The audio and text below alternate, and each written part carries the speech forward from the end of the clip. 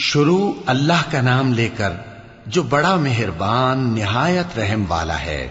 وہ جو نہایت مہربان ہے اسی نے قرآن کی تعلیم فرمائی، اسی نے انسان کو پیدا کیا، اسی نے اس کو بولنا سکھایا۔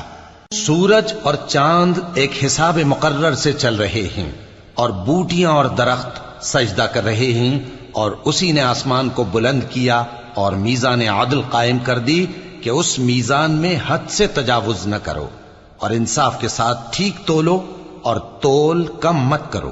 اور اسی نے خلقت کے لیے زمین بچھائی، اس میں میوے اور کھجور کے درخت ہیں جن کے خوشوں پر غلاف ہوتے ہیں، اور اناج جس کے ساتھ بھس ہوتا ہے، اور خوشبودار پھول۔ تو اے گروہ جن و انس، تم اپنے پروردگار کی کون کون سی نعمت کو جھٹلاؤ گے؟ اسی نے انسان کو ٹھیکرے کی طرح کھنکھناتی مٹی سے بنایا اور جنات کو آگ کے شعلے سے پیدا کیا، تو تم اپنے پروردگار کی کون کون سی نعمت کو جھٹلاؤ گے؟